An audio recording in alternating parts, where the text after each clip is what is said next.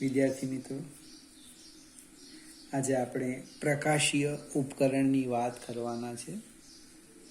આ મારી પાસે બહિર્ગોળ લેન્સ, ઓબ્જેક્ટિવ કાચ અથવા આંખ જેમ લઈ લઈએ. દૂરની જે વસ્તુઓ છે એ વસ્તુઓ પરથી પરાવર્તન પામીને આવતા કિરણો આંખ પાસે એટલે કે ઓબ્જેક્ટિવ લેન્સ પાસે થીટા કોણ બનાવે છે. હવે આમાં થવાનું શું તે સમજાવો. દૂરની જે વસ્તુ છે એ વસ્તુમાંથી પરાવર્તન પામી તે આવતા તરંગ અગ્રનો મર્યાદિત ભાગ જ આ લેન્સમાંથી પસાર થવાનો. એટલે જે આપણને પ્રતિબિંબ મળે એ પ્રતિબિંબમાં વિવર્તન ભાત જોવાની મળે. આ જે પ્રતિબિંબ રચાય એ પ્રતિબિંબમાં વિવર્તન ભાત જોવા મળે. કારણ શું છે પાછો સમજાવો. કે જે તરંગ અગ્ર છે એનો મર્યાદિત ભાગ જ પસાર થવાનો અને તરંગ અગ્રના મર્યાદિત ભાગથી ઉપજતી જે અસર છે એને આપણે શું કીધેલું? વિવર્તન કીધેલું. હવે આ જે બે વસ્તુઓ છે એ બે વસ્તુ અને આંખ અથવા તો લેન્સ આગળ થીટા કોણ બનાવે. આ થીટા કોણ બનાવે છે. હવે જેમ જેમ વસ્તુઓ નજીક આવતી જાય તેમ તેમ શું થાય? આ ખૂણો ઘટતો જાય. કોઈ એક ખૂણા કરતાં જો હું ખૂણો ઓછો કરું, theta less than theta minimum, ઓછામાં ઓછો આટલો ખૂણો હોય એના કરતાં બી જો હું ખૂણો નાનો કરું તો આ જે બંને પ્રતિબિંબો છે, બંને વસ્તુના પ્રતિબિંબ એક બીજામાં ભળી જાય. મને બંને વસ્તુના પ્રતિબિંબો એકબીજામાં ભળી જવાના મીન્સ તમે એ વસ્તુ સ્પષ્ટ રીતે અલગ અલગ જોઈ શકવાના નથી. પ્રશ્ન એ હતો કે આ થીટા મિનિમમ કેટલા આવે? તો એ રેલેનું પ્રમાણ છે. ફરીથી મિત્રો હું આ જૂની બુકના આધારે સમજાવું છું. તો રેલેના પ્રમાણે આ બે વસ્તુઓ આંખ વડે રચાતો જે ખૂણો છે કે લેન્સ આગળ મને બે વસ્તુ વડે આંખ પાસે રચાતો લઘુત્તમ કોણ થીટા અથવા આલ્ફા બને એ કેટલો હોવો જોઈએ? 1.22 lambda by capital D. 1.22 lambda by capital D, જ્યાં ડી એ ઓબ્જેક્ટિવ લેન્સનો વ્યાસ છે.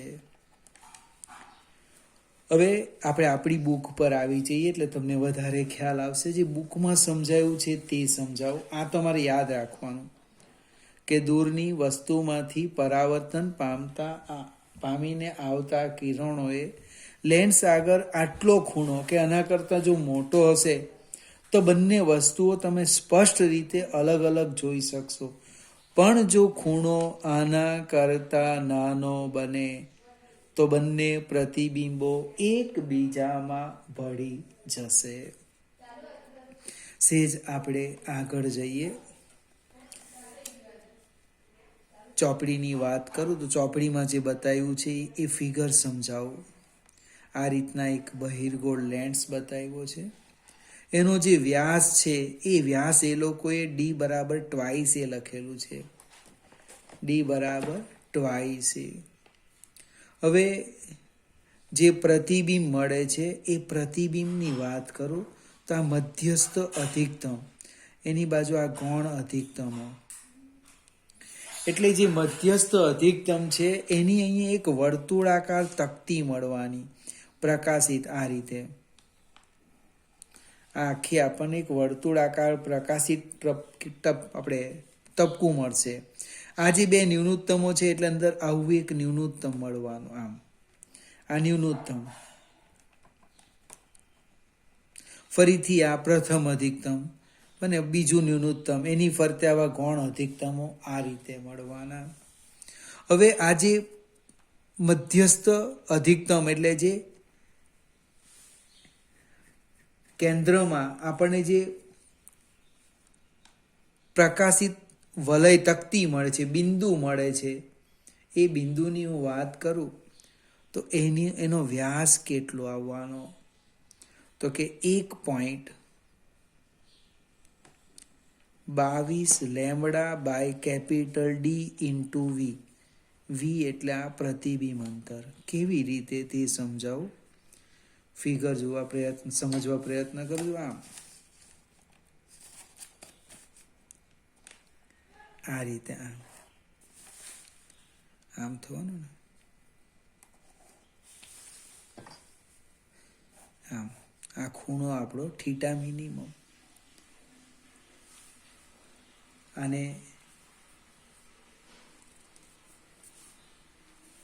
ફરીથી એકને એક વાત સમજાવું. આ જે મધ્યસ્થ અધિકતમ છે, આ એની રેખીય પહોળાઈ લખું છું. મધ્યસ્થ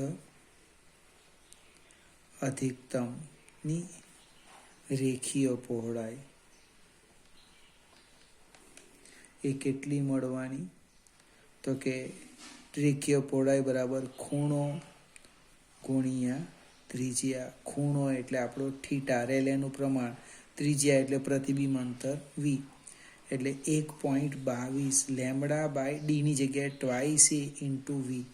આટલી પહોળાઈ મળે. અહીં જે લખ્યું છે ને ચોપડીમાં, ડીની જગ્યાએ ટ્વાઇસ એ છે.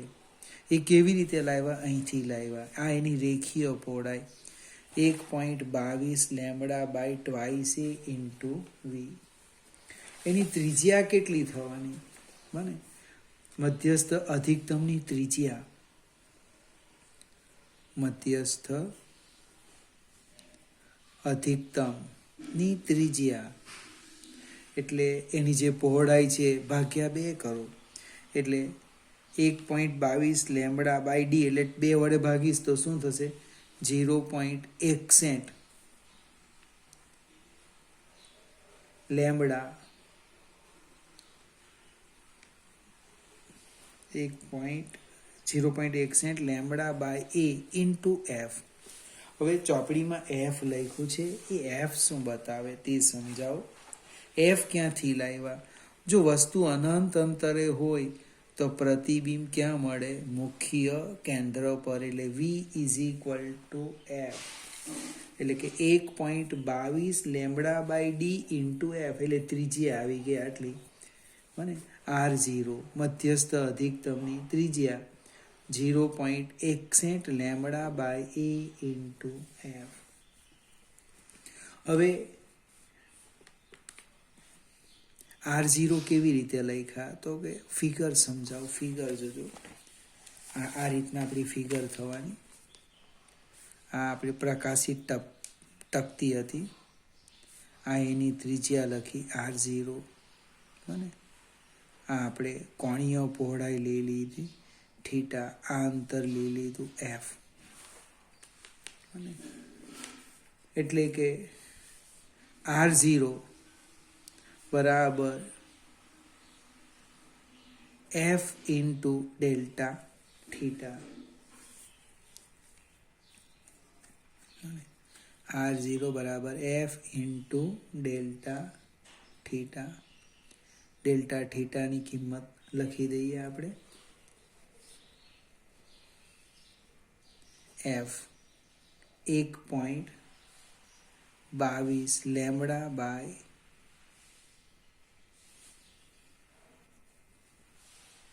Twice a. અહીંયા ફરીથી ભૂલ થઈ ગઈ મારી. R0 બરાબર એફ ડેલ્ટા થીટા બરાબર લખવાનું 0.61 lambda by A into F. F અને એફ નીકળી ગયા. એટલે આપણી બુકમાં લખ્યું 0.61 લેમ્બડા બાય એ. તમે ચોપડીમાં જોશો તો ડેલ્ટા થીટા આવી રીતના લખ્યું 0.61 લેમ્બડા બાય એ. ઉપર નીચે 2 વડે ગુણો તો 1.22 લેમ્બડા બાય કેપિટલ ડી. જો સરખું જ છે. ફરીથી એકને એક વાત સમજાવું, કદાચ ઉતાવળમાં મારી ભૂલ થઈ હોય તો. આ આકૃતિ પરથી આપણે આની ત્રિજ્યા શોધી R0. કેવી રીતના? તો કે આ ખૂણો બરાબર ચાપ ભાગ્યા ત્રિજ્યા, એટલે ચાપ બરાબર ખૂણો ગુણ્યા ત્રિજ્યા f ડેલ્ટા થીટા. પણ R0 કેટલા છે? ઉપર લખ્યા છે આ સમીકરણ 1 અને આ બેને મેં સરખાવી. કિંમત 0.61 λ/a ઇન્ટુ f નીકળી ગયા એટલે ડેલ્ટા થીટા આટલા આવ્યા. હવે ધારો કે હું આ લખું કે આ લખું, બેમાં ફેર શું છે? ઉપર નીચે 2 વડે ગુણી દીધા એટલે શું થઈ ગયું? આ લેન્સનો વ્યાસ થઈ ગયો, આ લેન્સની ત્રિજ્યા હતી, એટલે 1.22 λ/d. હવે આ ડેલ્ટા થીટા જે છે એનું નામ છે કોણીય વિભેદન શક્તિ. એકદમ ધીમેથી સમજાવું. ડેલ્ટા થીટાને કોણીય વિભેદન શક્તિ, શક્તિ એટલે તાકાત, આટલા ખૂણે રહેલી વસ્તુઓનું પ્રતિબિંબ સ્પષ્ટ રીતે અલગ અલગ મળે એમ જોઈ શકાય. આના કરતાં જો ખૂણો ઘટે તો વસ્તુનું પ્રતિબિંબ સ્પષ્ટ જોઈ શકાતું નથી. ટેલિસ્કોપની કોણીય વિભેદન શક્તિ, ભૌમિતિક વિભેદન.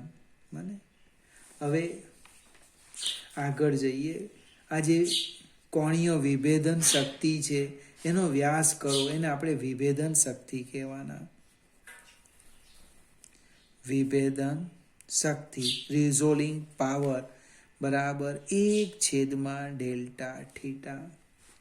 એટલે કે રિઝોલ્વિંગ પાવર, છૂટા પાડવાની તાકાત બરાબર 1/1.22 λ/2d અથવા તો ટ્વાઇસ એ ઉપર જશે. ટ્વાઇસ એ 1.22 લેમ્બડા. સમીકરણ શું કે જેમ લેન્સનો વ્યાસ મોટો તેમ વિભેદન શક્તિ મોટી. રિઝોલ્વિંગ પાવર, વિભેદન શક્તિનો અર્થ શું છે? 2 નજીક રહેલી વસ્તુઓનું પ્રતિબિંબને સ્પષ્ટપણે છૂટા દર્શાવવાની પ્રકાશીય ઉપકરણની ક્ષમતા. આ મારી 2 આંગળીઓ, આપણને લાગે અંતર કેટલું છે? 0 છે. ટેલિસ્કોપથી જોઈએ તે બંનેના પ્રતિબિંબનો વચ્ચેનું અંતર બતાવે, અલગ અલગ. એ જે અલગ અલગ છૂટા પાડવાની જેની તાકાત છે એને શું કહેવાય? વિભેદન શક્તિ. તરંગ લંબાઈ નાની લેવ તો પણ વિભેદન શક્તિ વધે. જો ઓબ્જેક્ટિવ છે, રિઝોલ્વિંગ પાવર, વિભેદન શક્તિ એ વ્યાસના સમપ્રમાણમાં અને તરંગ લંબાઈના વ્યસ્ત પ્રમાણમાં. આ આપણે ટેલિસ્કોપની વાત કરી. આપણે માઇક્રોસ્કોપ પર જઈએ. ટેલિસ્કોપ, ટેલી એટલે દૂરનું, માઇક્રોસ્કોપ, માઇક્રો એટલે સૂક્ષ્મ. તો માઇક્રોસ્કોપમાં આ આપણો વસ્તુ કાચ છે. વસ્તુને આપણે આની અક્ષ લઈ લઈએ.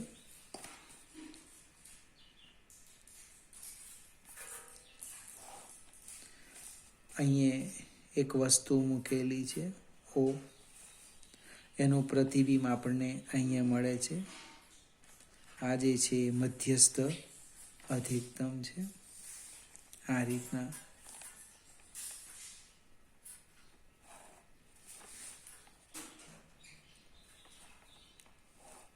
હું માઇક્રોસ્કોપની વાત કરીશ.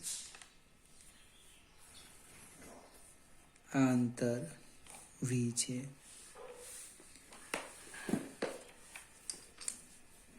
આકૃતિમાં શું દર્શાવેલું છે? આ અંતર લગભગ FO લઈ લઈએ, કેન્દ્ર લંબાઈ કરતાં સેજ દૂર મૂકેલું છે. આ વસ્તુ કાચનો વ્યાસ એ કેપિટલ D. ચોપડીમાં એક બીજું એક જસ્ટ સમજવા માટે અહીંયા કંઈક આમ સમજાયું છે. આ જે ખૂણો છે બીટા લખેલો છે. આકૃતિમાં માઇક્રોસ્કોપના ઓબ્જેક્ટિવ વડે રચાતું બિંદુવત વસ્તુનું રચાતું પ્રતિબિંબ દર્શાવ્યું છે. હવે મધ્યસ્થ અધિકતમની કોણીય પહોળાઈ જે ટેલિસ્કોપમાં ચર્ચા કરી એ જ અહીંયા છે. મધ્યસ્થ અધિકતમની કોણીય પહોળાઈ theta is equal to 1.22 lambda by D. ચોપડીમાં અહીંયા ડી લખેલો છે અને ત્યાં ટેલિસ્કોપમાં ટ્વાઇસ એ લખેલું છે. હવે મધ્યસ્થ અધિકતમની રેખીય પહોળાઈ, મધ્યસ્થ અધિકતમની રેખીય પહોળાઈ એ કેટલી થશે? તો કે વી ઇન્ટુ થીટા. અને આ જે અંતર છે એની વાત કરી. વી થીટા કેવી રીતના? તો કે આ ખૂણો થીટા છે. અને ની ખ્યાલ આવે તો રફ કામ કરો. ખૂણો બરાબર ચાપ ભાગ્યા ત્રિજ્યા, એટલે કે ચાપ બરાબર ખૂણો ગુણ્યા ત્રિજ્યા. એનો અર્થ આમ થાય 1.22 lambda by capital D into V. આ એની પહોળાઈ થઈ. હવે બે પ્રતિબિંબ વચ્ચેનું ઓછામાં ઓછું અંતર કેટલું હોવું જોઈએ? અને પ્રશ્ન જોજો. બે પ્રતિબિંબ વચ્ચેનું લઘુત્તમ અંતર, જેને આપણે ડીએમ કહીએ, એ કેટલું હોવું જોઈએ કે બંને વસ્તુના પ્રતિબિંબો અલગ અલગ જોઈ શકાય? જો વી થીટા કરતાં નાનું હોય તો બંને પ્રતિબિંબો એકબીજામાં ભળી જશે. પ્રશ્ન એ છે કે લઘુત્તમ અંતર હું કેટલું રાખું કે જેથી પ્રતિબિંબો સ્પષ્ટ રીતે અલગ અલગ જોઈ શકાય. જો આના કરતાં નાનું લઈએ તો પ્રતિબિંબ કેવું મળે? એક જ મળે. તો બે બિંદુવત વસ્તુના પ્રતિબિંબો સ્પષ્ટ રીતે, અને બે બિંદુવત વસ્તુના પ્રતિબિંબો સ્પષ્ટ રીતે છૂટા છૂટા જોઈ શકાય, દેખાય, તે માટેનું લઘુત્તમ અંતર ડીએમ. હવે આ સૂત્ર ડાયરેક્ટ લખવાનું છે. 1.22 lambda by D F by M. અને 1.22 lambda by capital D F by M, જ્યાં એમ શું છે? મોટવણી છે. તો મોટવણી કેવી રીતે લખાય? તો કે m is equal to v by u. V by u પ્રતિબિંબ અંતર છેદમાં વસ્તુ અંતર. પણ અહીંયા વસ્તુ અંતર છે ને એ લગભગ કેન્દ્ર લંબાઈ, મુખ્ય કેન્દ્ર કરતાં સહેજ જ દૂર મૂકેલી છે આ વસ્તુ. એટલે એનું પ્રતિબિંબનું ઉલટું અને વાસ્તવિક બીજી બાજુ આપણને મળે. એટલે યુ બરાબર લગભગ હું એફ લઈ લેમ.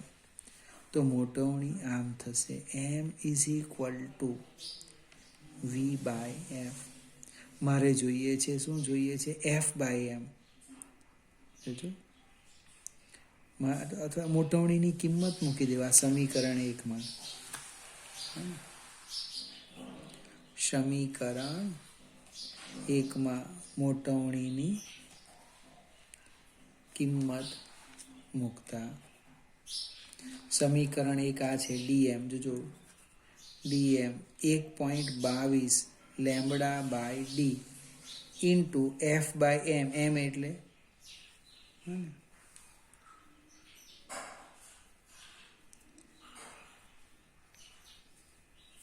એમ એટલે સોરી, કાં ભૂલ કરી? હા,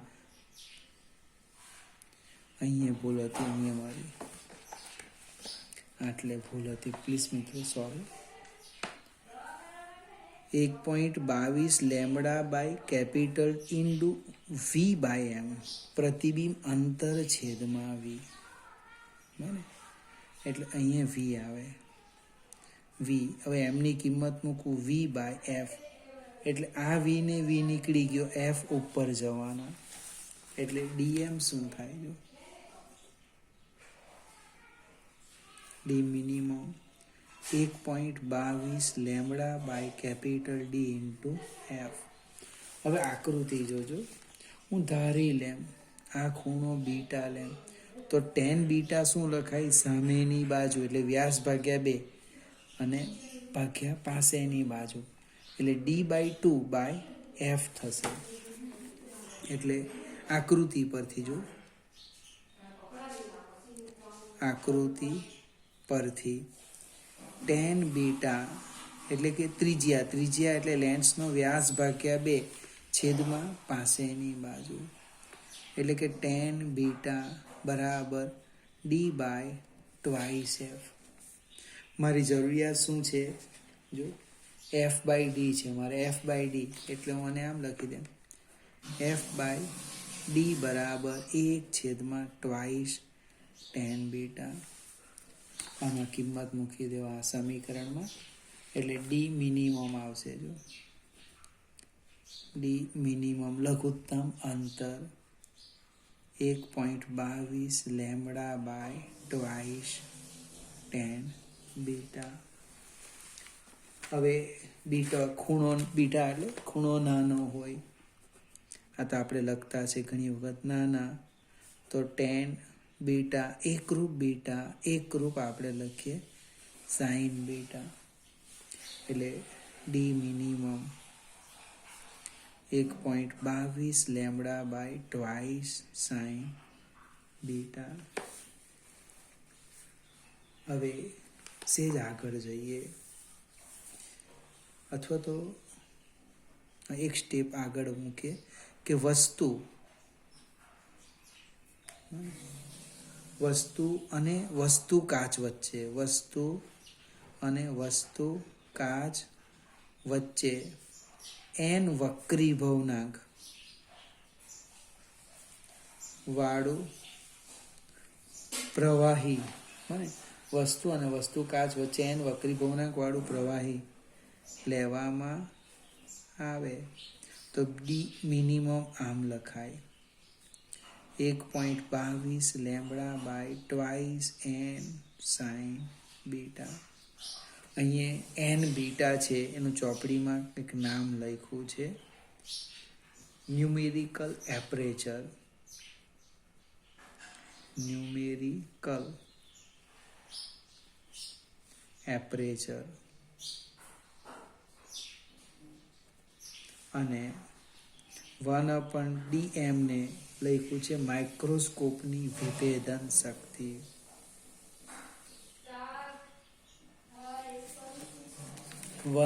dm ને શું કહેવાના? માઇક્રોસ્કોપની, કોની? માઇક્રોસ્કોપની વિભેદન શક્તિ. એટલે તરત નીચે લખો વિભેદન શક્તિ બરાબર શું થવાનું? 2n tan અથવા sin beta divide by 1.22 lambda. આનો અર્થ એવો થાય કે વસ્તુ અને વસ્તુ કાચ, જો sin બીટાની કિંમત સૌથી મોટી 1 છે, હવા લઈએ તો અહીંયા 1 જ આવવાનું.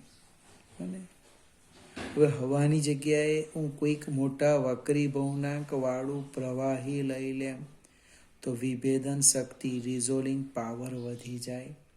એટલે કે વસ્તુઓ આપણે સ્પષ્ટ રીતે અલગ અલગ જોઈ શકીએ. કહેવાનો અર્થ, આજે રિઝોલ્વિંગ પાવર છે એ ચલે છે વક્રી ભવનાંક અને ચલે છે 1/λ.